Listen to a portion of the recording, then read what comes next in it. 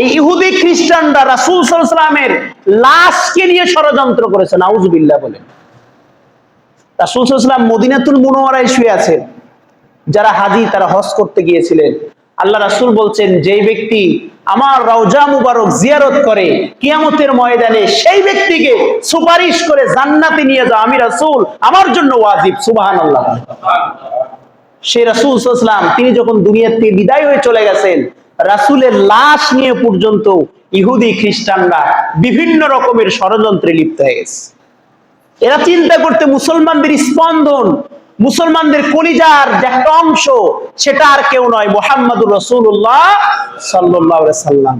তিনাদের ষড়যন্ত্র যদি মুহাম্মাদের লাশকে বিকৃত করতে পারি অথবা মুহাম্মাদের লাশকে নষ্ট করে দিতে পারি, স্থানান্তর করে আমাদের দেশের ভিতর আনতে পারি, জমজমাট ব্যবসা হবে। মুসলমানদের বলবো, তোমরা কার পিছে দৌড়াও, তার লাশ তো আর মদিনাতে নাই। ইতিহাস সাক্ষী দেয় 557 হিজরি 1262 খ্রিস্টাব্দ, সেই সময় অল পৃথিবী জুড়ে খ্রিস্টান ইহুদিদের একটা সাম্রাজ্য চলছিল। সেই সময় মিশরের একজন বাদশা ছিলেন, ইতিহাসে তার নাম আসছে সুলতান নূরউদ্দিন জঙ্গি রহমাতুল্লাহি আলাইহি। তিনি মুসলিমদের পক্ষে কথা বলেছেন, ইসলামের পতাকা উত্তোলন করার পক্ষে কথা বলেছেন। মিশরের প্রেসিডেন্ট, মিশরের বাদশাহ, মিশরের সুলতান বাদশাহ নূরউদ্দিন জঙ্গি রহমাতুল্লাহ আলাইহি, তিনি কোন একটা রজনীতে তাহাজ্জুদের নামাজ পড়ে ঘুমিয়ে গেছে। সেই সময়ের বাদশারা তাহাজ্জুদ পড়তো, তার মানে কি ওয়াক্তের নামাজ তো পড়তোই, তাহাজ্জুদ পড়তো। আর আজকে আমাদের সমাজে মুসলিম নেতাদের এমন অবস্থা, যেই এলাকার মেম্বার হয় তার দাপটেই এলাকাতে টিকা যায় না। এই হুজুর এটা বলছে, এত বড় সাহস, এই মুয়াজ্জিনের এত বড় সাহস, 5 মিনিট আগে আজান দিছে।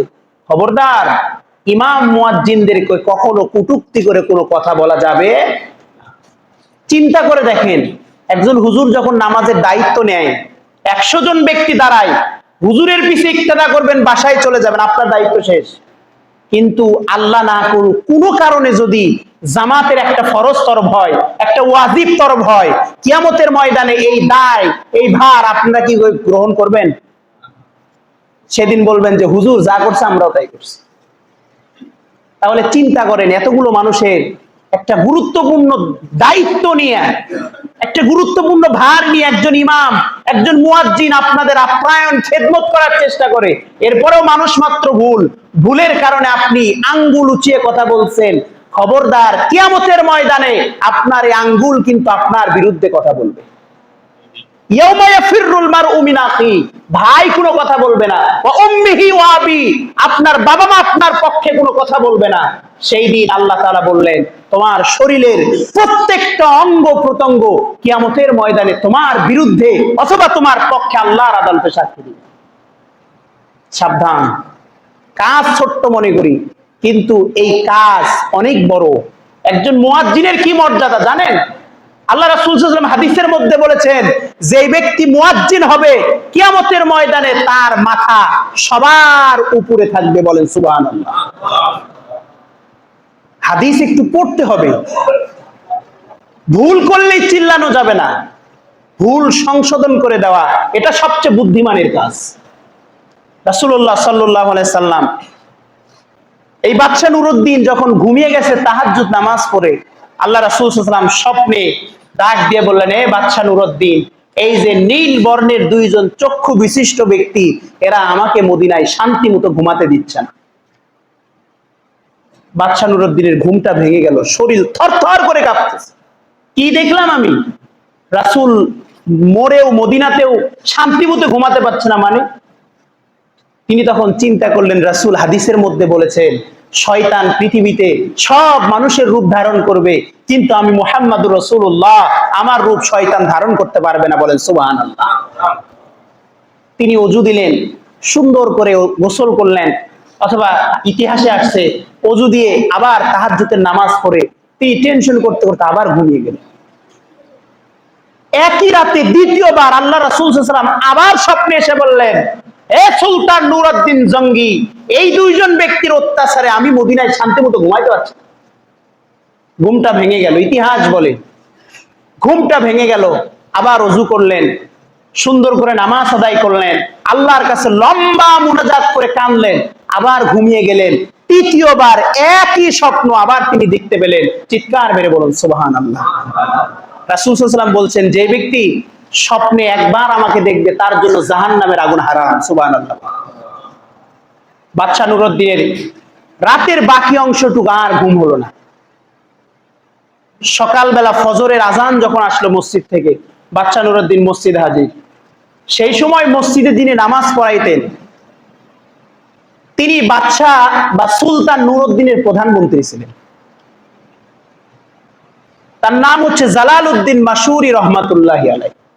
এবং ইতিহাস লেখে যে বাদশা নুরউদ্দিন রাষ্ট্রীয় কাজে যত ফতুয়া নিয়েছেন সব প্রধানমন্ত্রী জালালউদ্দিন মাসুরির ফতুয়াতে ইসলামী রাষ্ট্র কার্য পরিচালনার কাজ করেছে বলে সুবহানাল্লাহ। তিনি তাকে সবকিছু খুলে বললেন যে এই অবস্থা, কি করা যায়, আমার তো কিছু বুঝে আসতেছে না, আসলে আল্লাহ রাসূল কিভাবে অসুবিধায় আছে, কারাই ডিস্টার্ব করতেছে, আর কেনই বা তাদের এর উদ্দেশ্য। তিনি তখন পরামর্শ দিলেন যে সজমিনে না গেলে আপনি এর কিছু উদ্ঘাটন করতে পারবেন না, সুতরাং আপনার আর দেরি করা যাবে না, যত সৈন্য লাগে, যত অর্থ লাগে, সম্পদ লাগে, সব নিয়ে আপনি এই বাগদাদ থেকে মদিনাতুল মুনওয়ারার দিকে রওনা হন। চিৎকার বেড়ে বলুন সুবহানাল্লাহ। বাদশা নুরউদ্দিন ইতিহাস বলে 16,000 সৈন্য নিছে। তার সেই সৈন্য যারা দক্ষ, যুদ্ধ পরিচালনা করতে পারে যে কোনো মুহূর্তে, 16,000 সৈন্য নিয়া বাদশা নুরউদ্দিন কোনো বিরতি ছাড়া, নামাজ ছাড়া আর কোনো বিরতি দেয় নাই। 16,000 সৈন্য নিয়া 17 অথবা 16 দিন সফর করে বিশ্রামহীন, বিরতিহীন, নামাজ সময় বাদ দিয়ে আর কোনো বিরতি নাই, যত দ্রুত সম্ভব বাদশা নুরউদ্দিন 17তম দিনে বাদশা নুরউদ্দিন 16,000 বিশাল সৈন্য বহর নিয়া, অর্থ সম্পদ নিয়া মদিনাতুল মুনওয়ারায় উপস্থিত হয়ে গেছে। তিনি মসজিদে নববী খুতবায় দাঁড়িয়ে গেলেন, তিনি খুতবা প্রদান করলেন আর মসজিদে নববীর একটা এলান দিয়ে দিলেন যে শোনো, মসজিদের মদিনার গভর্নরকে উদ্দেশ্য করে বললেন, শোনো, তুমি তোমার এই রাজ্যের ভিতরে, এই সাম্রাজ্যের ভিতরে ঘোষণা দিয়ে দাও বাগদাদ থেকে বাদশা আসছে, বাদশা নুরউদ্দিন জঙ্গি রহমাতুল্লাহি আলাইহি, তিনি তোমাদেরকে দুইটা নির্দেশ দিচ্ছে। এক, মদিনা থেকে কোনো ব্যক্তি ইচ্ছা করলে মদিনার বাহিরে যাইতে পারবে না, তবে কেউ যদি মদিনার ভিতরে আসে তার পারমিশন আছে। নাম্বার 2 নম্বর, আমি বাদশা নুরউদ্দিন আমার পক্ষ থেকে রাজকীয়ভাবে মদিনার সমস্ত মানুষকে আমি এক সন্ধ্যা খাবার খাওয়াবো। চিৎকার মেরে বলুন আল্লাহু আকবার।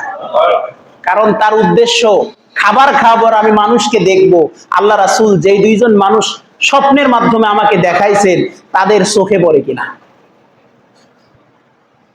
বাদশা নুরউদ্দিন জঙ্গি রহমাতুল্লাহি আলাইহি মদিনার অলিতে গলিতে সৈন্যগুলো সেট করে দিলেন। সৈন্য ডাক দিয়ে বললেন, শোনো, মদিনার অলিতে গলিতে এত কঠোর ভাবে পাহারা দিবা, মানুষগুলো যেন মদিনার ভিতরে আসে, কিন্তু মদিনার ভিতর থেকে যেন একটা মানুষ মদিনার বাহিরে যাইতে না পারে। নির্দিষ্ট সময় অনুযায়ী, নির্দিষ্ট তারিখ অনুযায়ী, নির্দিষ্ট দিন অনুযায়ী খাবারের আয়োজন করা হলো। বাদশা নুরউদ্দিন বললেন, শোনো, মদিনার এমন কোনো মানুষ নাই যারা যেন আমার রাজ্যের এই রাজকীয় আয়োজনে যোগদান না করে। দূর দূরান্ত থেকে বৃদ্ধদেরকে উটের মাধ্যমে নিয়ে আসা হলো, ঘোড়ায় চড়ে নিয়ে আসা হলো, গাধার পিঠে চড়ে নিয়ে আসা হলো। খাবার খাওয়াচ্ছে 1 দিন, 2 দিন, 3 দিন, 4 দিন, 5 দিন পর্যন্ত খাওয়ায়, কিন্তু বাদশা নুরউদ্দিনের চোখে ওই 2 জন ব্যক্তি এখনো পর্যন্ত পড়ে না।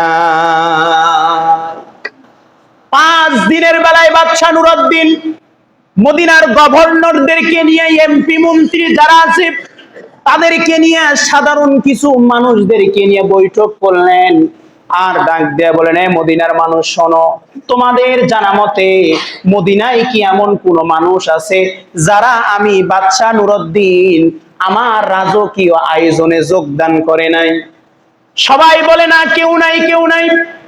হঠাৎ করে পিছন থেকে একজন মানুষ ডাক দেয়া বলে, বাদশা নুরউদ্দিন, ও সুলতান নুরউদ্দিন, আপনি যদি অনুমতি দেন আমি আপনার সামনে কিছু কথা বলবো। বলে ঠিক আছে, পারমিশন দেওয়া হলো। এই ব্যক্তি ডাক দিয়ে বলে, আমার মনে হয় মদিনার এমন কোন মানুষ নাই যারা আপনার এই রাজকীয় আয়োজনে যোগদান করে নাই। তবে আমাদের দুইজন অতিথি আছে যারা আজ থেকে প্রায় 2-3 বছর আগে মদিনায় প্রবেশ করেছে। আর এই মানুষগুলো, এই দুইজন মানুষ মসজিদে নববীর পাশে ছোট্ট একটা খানকা ঘর, একটা তাবু তুলে তারা থাকে। আর তারা সারাদিন এত পরিমাণ ইবাদত বন্দেগী করে, আর রাত্রে বেলা তারা কি করে, নফল নামাজ পড়ে, আর দিনের বেলা রোজা রাখে। বাদশা নুরউদ্দিন ডাক দিয়ে বললেন, এই দুইজন ব্যক্তিকে তাড়াতাড়ি আমার দরবারে তোমরা হাজির করো। বলে তারা তো আসে না, কেউ দাওয়াত দিলে খায় না, এত ইবাদত করে মানুষের সাথে কথা বলার সময় পায় না। আমাদের সমাজে এরকম অনেক মানুষ আছে যাদের মাথায় টুপি আছে, দাড়ি লম্বা লম্বা লম্বা জামা পরে, এমন কথা, এমন কিছু কাজ করে যে কাজ দিয়ে শয়তান তাদেরকে সেলুট জানায়। কথা কোন ঠিক কিনা? নেক শুরুতে মানুষকে ধোঁকা দেয়, যেটা রাসূলের সময় ছিল। আব্দুল্লাহ ইবনে উবাই ইবনে সুলুল রাসূলের পিছে নামাজ পড়েছে, রাসূলের সাথে যাকাত দিয়েছে, রাসূলের সাথে কাজকর্ম করেছে, সুন্দর লিবাস ছিল, মাথায় পাগড়ি ছিল, এরকম লম্বা লম্বা দাড়ি, মিষ্টি মিষ্টি কথা বলেছে, অথচ আল্লাহ বললেন এই হচ্ছে মুনাফিকের সর্দার। নাউজুবিল্লাহ বলে। এরকম মানুষ যুগ যুগ ধরে আমাদের সমাজে, আমাদের এলাকায় এখনো বিদ্যমান আছে। কিন্তু এই মানুষের সংখ্যা কম, কিন্তু এদের অত্যাচার বেশি। কথা বলেন ঠিক কি না? বাদশা নুরউদ্দিন জঙ্গি রহমাতুল্লাহ আলাইহি বললেন, ঠিক আছে, তারা যদি আমার কাছে না আসে, এতই দামি মানুষ, আমি তাদের কাছে যাব। সেনাবাহিনী নিয়ে রওনা হয়েছে। মসজিদে নববীর পাশে আল্লাহ রাসূল সাল্লাল্লাহু আলাইহি সাল্লামের রওজার মসজিদে নববী খুবই পাশাপাশি। যারা হজ করতে গিয়েছেন তারা বুঝতে পারবেন। ওই মাঝখানে একটা ছোট্ট তাবু উঠাইছে, নামাজের সময় নামাজ পড়ে, বাকি সময় ঘরে কাটায়, সারাদিন রোজা রাখে, কাউকে মানে কারো দাওয়াত গ্রহণ করে না, মানুষকে খাওয়ায়, টাকা দিয়ে, অর্থ দিয়ে সহযোগিতা করে। আর মদিনার ভিতরে সবচাইতে সুফি মানুষ সাথে বসে আছে। বাদশা নুরউদ্দিন বলেন, ঠিক আছে চলো। তাদের কাছে গেলেন, যাওয়ার পরে দরজায় নক দিলেন। কে? বলে আমি সুলতান নুরউদ্দিন জঙ্গি। কি চান? বলে আপনাদের সাথে কথা বলতে আসছি। আমরা তো কারোর সাথে কথা বলি না। বলে না, আপনাদের সঙ্গে জরুরি কথা আছে, বলতেই হবে। বলে না, আমরা তো কারোর সঙ্গে কথা বলি না। বলে কথা যদি না বলেন আমার সঙ্গে বলতে হবে। দরজা খুললেন, তাদের মাথায় ছিল রুমাল দিয়ে ঘুমটা দেওয়া। নতুন বধূ যখন বাড়িতে আসে লম্বা একটা ঘুমটা দেয়, কিছুদিন পরে যখন পুরাতন হয়ে যায় ওই বইয়ের মাথায় আর কাপড় থাকে না। এটার নাম কি ইসলাম? এটার নাম কিন্তু ইসলাম না। মাথায় লম্বা পাগড়ি আছে, রুমাল দিয়ে, ঘন্টা দিয়া। বাদশা নুরউদ্দিন জঙ্গি রহমাতুল্লাহ আলাইহি যখন বললেন, দরজা খুলে দিলেন। রুমে ঢোকা মাত্রই বাদশা নুরউদ্দিন জঙ্গি যখন তাদের চেহারার দিকে তাকাইলেন, তাকায়াই দেখে আল্লাহু আকবার, নবী আমার যেই দুইজন ব্যক্তির চেহারা দেখাইছেন এরাই সেই দুইজন। চিৎকার মেরে বলুন আল্লাহু আকবার। কিন্তু বাদশা নুরউদ্দিন তাদের গ্রেফতার করবে, কোনো প্রমাণ নাই। কারণ প্রমাণ ছাড়া যদি, যে যত বড়ই অপরাধী হোক, প্রমাণ ছাড়া যদি গ্রেফতার করেন, বলেন তো তার বিচার করা সম্ভব? কোনো প্রমাণ নাই। বাদশা নুরউদ্দিন বললেন, তোমাদের বাসা? বলে আমরা ইউরোপীয় মহাদেশের মানুষ।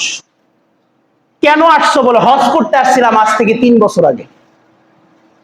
হজ করার পরে বিশ্বনবীর রওজায় থেকে রাসূলের ভালোবাসা, রাসূলের মোহাব্বত, রাসূলের প্রেম আমাদের কলিজায় এতই ভাবে জড়ে গেছে, রাসূলের ভালোবাসায় আমরা আর আমাদের দেশে ফিরে যাইতে পারি নাই।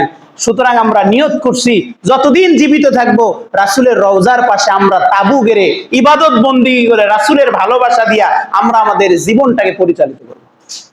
বলেন তো তাদের যে কথাটা ভালো, কিন্তু উদ্দেশ্য কি? খারাপ। আমাদের সমাজে অনেক মানুষ চিল্লায়, রাসূলের ভালোবাসা একেবারে কলিজা ভরে আছে, ফজর পড়ে না। আছে না নাই? জোরে বলেন, আছে না নাই? রাসূলের ভালোবাসার জন্য কলিজা ফেটে রাখে, মুখে দাড়ি রাখে না। আবার এত পরিমাণ ভালোবাসা, মিলাদ কিয়াম না করলে কষ্ট লাগে, ফজর না পড়লে কষ্ট লাগে। মনে রাখবেন, মিলাদ কিয়াম তাদের জন্যই বেটার যারা ফজর পড়ে, তাদের জন্য। কথা বলেন ঠিক কিনা? আপনার আগে ফরজ, আগে কিন্তু সুন্নাত না, আগে কি ফরজ। রাসূলের ভালোবাসা মিলাদ কিয়াম দিয়ে হয় না, রাসূলের ভালোবাসা কলিজা থেকে আসতে হয়। মান আহাব্বা সুন্নতি ফাকাদ আহাব্বানি ওয়া মান আহাব্বানি কানা মাই ফিল জান্নাহ। রাসূল বলেছেন, যে আমার সুন্নাহকে ভালোবাসবে সে আমি রাসূল আমাকে ভালোবাসবে, যে আমাকে ভালোবাসবে আমার সঙ্গে তার জান্নাত হবে। সুবহানাল্লাহ। কষ্ট লাগে, খুব কষ্ট লাগে। এরা মাঝে মাঝে এমন কিছু কথা বলে, এই আচরণে আরো কষ্ট লাগে, আরো কষ্ট লাগে। আমরা ভুলের ঊর্ধ্বে নয়, কিন্তু সেই ভুল আমাদের বুঝাইতে হবে। আমরা কিন্তু কেউ ভুলের ঊর্ধ্বে না। কাবা শরীফের যে ইমাম আব্দুর রহমান আস-সুদাইস, ওয়াল পৃথিবী জুড়ে সবচেয়ে সম্মানিত একজন ব্যক্তি। তার যদি কোনো ভুল হয়, আপনি যদি তাকে ভুল না ধরে তার যদি সমালোচনা করে, এটা গীবত। আল গীবাত আসাদ্দু মিনাজ জিনা, এটা জিনার চাইতে খারাপ অপরাধ। সাবধান। আমি ভুল হলে আমাকে বুঝাইতে হবে, আপনি ভুল হলে আমার কাছ থেকে আপনার সংশোধন হতে হবে। এটার নাম হচ্ছে ইসলাম। সামান্য একটা জিনিস নিয়ে চিল্লায় লাফালাফি করে কোনো লাভ নাই। আরে ফরজ নামাজে আমি নাচতে বলবে না জোরে বলবে, এই মাসালার তো সমাধান করার দরকার নাই। আপনার ভালো লাগলে জোরে বলেন, আমার ভালো লাগলে আমি আসতে বলবো। ফরজ নামাজের পরে আমি মুনাজাত হাত উঠায় বলি আর না উঠায় বলি, হাদিস দুইটাই আছে। আপনার মন চাইলে হাত উঠায় পড়েন, আপনার মন যদি না চায় হাত ছেড়ে দিয়ে পড়েন। তাকবীরে তাহরিম আল্লাহু আকবার বলে হাত নাভির উপরে বাঁধবো না নিচে বাঁধবো, উপরে বাঁধারও হাদিস আছে, নিচে বাঁধারও হাদিস আছে। আবারও এমন আছে হাত না বাঁধলেও নামাজ হবে। ইকামত, নামাজের ইকামত যখন দিবে, মুয়াজ্জিন দুইবার বলবে না তিনবার বলবে নাকি একবার বলবে, হাদিস সব আছে। আপনার মন চাইলে একবার বলেন, না চাইলে দুইবার বলেন। কিন্তু এই বিষয় নিয়ে মুসলিম উম্মার ভিতর ফিতনা ফাসাদ করে দুইটা গ্রুপে বিভক্ত হওয়া, ইসলাম কখনো এই বিষয়ে আমাকে আর আপনাকে পারমিশন দেয় না। আসলে আমার বিষয়গুলো আপনারা কষ্ট পাচ্ছেন, আসলে বাস্তব কথা, সমাজের সত্য কথাগুলো। রাসূল সাল্লাল্লাহু আলাইহি ওয়াসাল্লামের ভালোবাসা কারো যদি অন্তরে না থাকে, তার ঈমান থাকবে না। কিন্তু সেই ভালোবাসা, ফরজ ইবাদত করবে যারা, এই ভালোবাসা পাবে। রাসূলকে ভালোবাসলে আল্লাহকে পাওয়া যায়, আল্লাহকে ভালোবাসলে রাসূলকে পাওয়া যায়। শুধু রাসূলকে বাদ দিয়ে আল্লাহকে পাওয়া যাবে না, আবার আল্লাহকে বাদ দিয়ে রাসূলকে পাওয়া যাবে না। এই জন্য সম্মানিত উপস্থিতি, দুইটা ভালোবাসা আমাদের কলিজায় 100% থাকতে হবে। বাদশাহ নুরউদ্দিন জঙ্গি, তিনি তাদেরকে বললেন, এই সেনাবাহিনীরা তোমরা এদেরকে গ্রেফতার করো। গ্রেফতার করার পারমিশন দিলেন। এইদিকে মদিনার গভর্নর পর্যন্ত তাদের পক্ষে নুরউদ্দিনের কাছে সুপারিশ করে, সুলতান এদেরকে কষ্ট দিয়েন না, এরা এত পরিমাণ ভালো মানুষ, সারাদিন ইবাদত বন্দেগী করে, এদের মাধ্যমে ইসলামের কোনো ক্ষতি হবে না, সুতরাং আপনার কোথাও ভুল হচ্ছে। বাদশাহ নুরউদ্দিন বলেন, আমার ভুল নাই, আমার রাসূল স্বয়ং স্বপ্নে এই দুইজন ব্যক্তির চেহারা দেখাইছে। সুবহানাল্লাহ বলে। কিন্তু কোন রকমের কোনো নিদর্শন নাই। বাদশাহ নুরউদ্দিন খুব টেনশনে পড়ে গেলেন যে কোন নিদর্শন ছাড়া যদি এদেরকে গ্রেফতার করি, সারাদিন স্বপ্নের কথা বললে কিছু বিশ্বাস করবে, কিছু বিশ্বাস করবে না, কেউ মনে করবে আমার সাথে ওদের শত্রুতা আছে, তাহলে কি একটা নিদর্শন। তখন তিনি আল্লাহকে বললেন, আল্লাহ তুমি একটা নিদর্শন সামনে উপস্থাপন করে দাও। বাদশাহ নুরউদ্দিন, তাদেরকে তল্লাশি করা হলো, রুম থেকে অনেক টাকা পয়সা পাওয়া গেল। এবার বলছেন, আচ্ছা তোমাদের আসল পরিচয় বলো। পরিচয়, আমরা ইউরোপীয় মহাদেশ। কেন আসছো? বলে এই কারণ। তোমরা যাবা না বাড়িতে? বলে না, আমরা সারা জীবন রাসূলের রওজায় কেটে দিব। এক পর্যায়ে বাদশাহ নুরউদ্দিন হঠাৎ করে তাদের নামাজের মুসল্লার দিকে খেয়াল চলে গেল। নামাজের মুসল্লার দিকে তাকিয়ে বাদশাহ নুরউদ্দিন সেনাবাহিনীদেরকে বললেন, তোমরা তাদের নামাজের মুসল্লা গুলো উঠিয়ে দাও। মুসলমান বন্ধু, নামাজের মুসল্লা গুলো উঠিয়ে দেওয়া হলো। নামাজের মুসল্লা উঠিয়ে দেওয়ার পরে একটা খেজুর পাতার পাটি পাওয়া গেল। বাদশাহ নুরউদ্দিন বললেন, পাটিটা তুলে দেওয়া হলো। পাটিটা যখন তুলে দেওয়া হলো, বিশাল একটা পাথরের খণ্ড। এবার বাদশাহ নুরউদ্দিন বললেন, পাথরের খণ্ডটা তুলে দেওয়া হলো। পাথরের খণ্ড যখন তুলে দেওয়া হলো, তখন একটা সুড়ঙ্গ বের হলো। বাদশা নুরউদ্দিন একটা টর্চ লাইট দিয়ে যখন সুড়ঙ্গের দিকে যাইতেছিল, যাইতে যাইতে দেখে এই সুড়ঙ্গটুকু আল্লাহর নবীর রওজা মুবারকের কাছাকাছি চলে গেছে। কোন কোন ইতিহাসবিদগণ বলেন রাসূলুল্লাহ সাল্লাল্লাহু আলাইহি সাল্লামের পবিত্র পায়ের নখ পর্যন্ত সুড়ঙ্গের ভিতরে পায়ের নখ দেখা যাচ্ছে। বিশ্ব নবীর এই পায়ের নখের নূরের তাজাল্লি, নূরের আলোতে পুরা সুড়ঙ্গটা একেবারে আলোকিত হয়ে গেছে। বাদশা নুরউদ্দিন চিৎকার মেরে বলেন, ইয়া রাসূলুল্লাহ, ইয়া হাবিবাল্লাহ, কেন এই কথাগুলো আপনি আগে আমাকে বলেন নাই?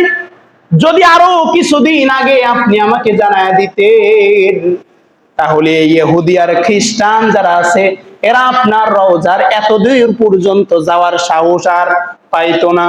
বাদশা নুরউদ্দিন সুড়ঙ্গ থেকে উঠছে, এবার যেমন প্রমাণ পাওয়া গেছে। ডান হাত পা পিঠ মুড়া দিয়ে বাঁধছে, বাঁধার পরে বলছেন, বলো তোমরা আসলে কারা, তোমাদের পরিচয় কি জানতে চাই? বলে আমাদের পরিচয় হলো আমরা একজন ইহুদি। নাউজুবিল্লাহ বলেন। বলে আমরা দুইজন ইহুদি, আমরা ইহুদি মিশনারি সাকসেস করার জন্য তোমাদের নবী মুহাম্মদুর রাসূলুল্লাহ সাল্লাল্লাহু আলাইহি সাল্লামের লাশটাকে নষ্ট করার জন্য, এই লাশটাকে বিকৃতি করার জন্য আমরা হাজার হাজার কোটি টাকার বিনিময়ে চুক্তিবদ্ধ হয়ে এসেছি। এই লাশটা যখন আমরা এখান থেকে তুলে নিয়ে চলে যাইতাম অথবা বিক্রি করতাম, লাশটাকে ক্ষত বিক্ষত করে টুকরা টুকরা করে সমুদ্রের ভিতরে বিভিন্ন জায়গায় যদি আমরা ছড়িয়ে দিতে পারতাম, যার কারণে মোটা অঙ্কের কিছু পারিশ্রমিক আমাদের দেওয়া হতো। এই জন্য আমরা আসছি। বলে তা কখনোই সফল হবে না, তোমরা ধরা পড়েছ। আর জেনে রেখো তোমরা যা ষড়যন্ত্র করো তার চাইতে আমার আল্লাহ কয়েক গুণ বেশি ষড়যন্ত্র করে। বলেন সুবহানাল্লাহ। এবার তাদের গ্রেফতার করার উপযুক্ত প্রমাণ পাওয়া গেল। গ্রেফতার করার পরে বাদশা নুরউদ্দিন চিন্তা করলেন, রাসূলুল্লাহ সাল্লাল্লাহু আলাইহি সাল্লামের লাশ যদি এইরকম ভাবে কিয়ামত পর্যন্ত রাখা হয়, না জানে আরো কত মানুষ ষড়যন্ত্র করতে পারে। এই জন্য ইতিহাসবিদরা লেখে 1000 মণ সীসা দিয়া নিচ থেকে ঢালাই করে আজ পর্যন্ত বিশ্ব নবীর রওজায় যে একটা সবুজ গম্বুজ দিয়ে বেনিষ্ট করা আছে, এর নিচে সীসা দিয়া 1000 মণ সীসা দিয়া ঢালাই করা আছে। চিৎকার মেরে বলুন সুবহানাল্লাহ। 1000 মণ সীসা দিয়ে ঢালাই করে দিলেন। এবার মদিনাবাসীদের বললেন, বলো এদের জন্য কি শাস্তি? বলে এদেরকে হত্যা করা হোক, জবাই করা হোক, ফাঁসি দেওয়া হোক। বলে হত্যা করলাম আর জবাই করলাম, ফাঁসি দিলাম, এদের দেহ আমরা কোথায় রাখবো? মদিনায় রাখা যাবে না, কারণ মদিনা হলো পবিত্র একটা ভূমি। আর তাদেরকে এমন একটা শাস্তি দেওয়া হবে যেই শাস্তির কথা ইতিহাস বলবে কোনো মানুষ যেন রাসূলের রওজার লাশ তো চুরি করার কথা, এই লাশ চুরি করা তো দূরের কথা, এই কথা যেন কল্পনা করতে না পারে। তাহলে কি করা হবে? সবার পরামর্শক্রমে বলে উঁচু একটা টেস্ট করা হোক। উঁচু একটা টেস্ট করা হলো। বলে এই দুইজন ব্যক্তিকে শিকল দিয়ে হাত বাঁধা হোক, পা বাঁধা হোক, এরপরে আগুন জ্বালানো হলো। মুসলমান বন্ধু, ইতিহাসবিদরা লেখে একদিন নয়, 2 দিন নয়, 11 দিন পর্যন্ত আগুন জেলে তাদেরকে একেবারে পুড়ে ছাই করে তাদের ছাইগুলো সমুদ্রের ভিতরে ছিটিয়ে দেওয়া হলো। আমার মুসলমান বন্ধু, আজ থেকে 1400 বছর আগে আল্লাহর নবী, প্রায় 1400 বছর আগে বিশ্ব নবী দুনিয়া থেকে বিদায় হয়ে চলে গেছে। এরপরেও আল্লাহর নবীর লাশ নিয়ে ইহুদি আর খ্রিস্টানরা ষড়যন্ত্র করেছে। কথা বলেন ঠিক কিনা?